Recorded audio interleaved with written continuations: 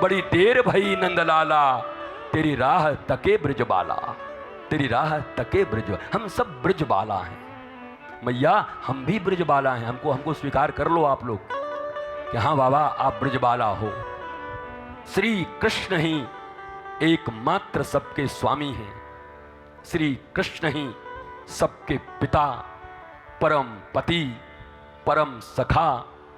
अब क्या कहूं, कुछ बचता ही नहीं। जो मानना है उन्हीं से रिश्ता मानो। फूफा में भी लगे तो फूफा उन्हीं का मान लो, ज्यादा बढ़िया है। तुम्हारे फूफा तुम्हारे शादी में आके विवाह में बेटी के फूफा करने लगेंगे, पर ठाकुर जी क्या करेंगे, नरसिंह की भात भराई की तरह जो जरूरत होगा सांवरिया सेठ बनकर पूरा कर देंगे। फूफाऊ बनाना हो तो इन्हीं को बना लेना महाराज, तुम्हारे फूफा भी काम नहीं आएंगे, एक कौ फूफा कम नहीं आएंगे तुम्हारे। इसलिए जो भी रिश्ते हैं वो सब ठाकुर के साथ, जो भी संबंध हैं वो सब ठाकुर के साथ। अनुबंध, प्रबंध और संबंध, ये तीन चीजें हैं। तुम्हारी दुनिया अनुबंध और प्रबंध में चल रही है। एग्रीमेंट एंड मैनेजमेंट के ऊपर पूरी दुनिया है। ये जितने भी जिज्जे साले भाई भाई घर द्वार सब मैनेजमेंट है। थोड़ा सा गड़बड़ हो जाने पर भारत में ही 1 करोड़ से ज्यादा मुकदमे पड़े हैं सहोदर भाइयों के बीच में। बेगूसराय की धरती पर एक बेटा अपने बाप को गोली इसलिए मार देता है कि पेंशन का हिस्सा देने से इनकार कर दिया था। इसलिए संबंधों की दुहाई मत दिया करो, रिलेशन की बात मत किया करो। ये चारों तरफ केवल और केवल मैनेजमेंट पर और केवल बोलो एग्रीमेंट पर चल रहा है सब कुछ। जिस दिन वास्तविक संबंध श्री कृष्ण से मान लोगे तो श्री कृष्ण के संबंध के कारण, श्री कृष्ण के संबंध के कारण बाकियों से भी तुम्हारा संबंध हो जाएगा।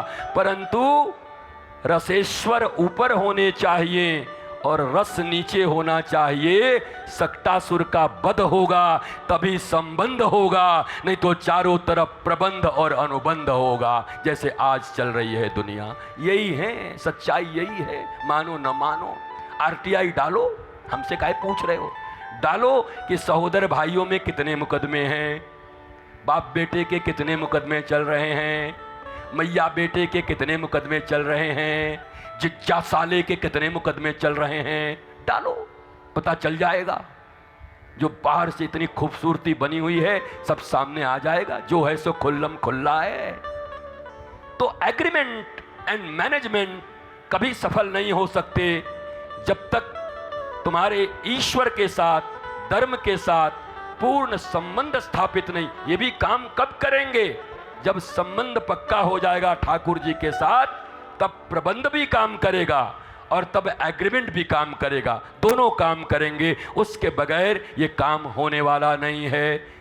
भगवान ने 7 से 8 वर्ष की आयु में गोपियों का चीर हरण किया और भगवान जब यंग जवान थे, जवान शब्द का प्रयोग कर रहा हूं, तो उन्हीं छोटी छोटी गोपियों का जो चीर भगवान ने चुराया था, और जब भरी जवानी में तुम्हारे शरीरों में केवल वासनात्मक दृष्टि से सब कुछ भर जाता है, तब वही चुराया हुआ चीर हमारे कन्हैया ने द्रौपदी को वापस कर दिया उस समय में, जब भरी सभा में वो नंगा होने से बच गई। इस बात को क्यों नहीं कहा जाता? 6 साल का 7 साल का बच्चा चीर लेता है और 16 और 20 साल का जवान किसी सभा में लुट रही एक मैया को चीर देता है। श्री कृष्ण की अगर जय जयकार होनी हो तो इस रूप में हो कि समाज में किसी माँ और नारी को नंगा नहीं होने देते। श्री कृष्ण इस रूप में याद नहीं करते चीर हरण। और अगर वैदांतिक भाषा में बात करोगे तो ये चीर क्या है? वासना है। महारास भगवान की सबसे श्रेष्ठ लीला है।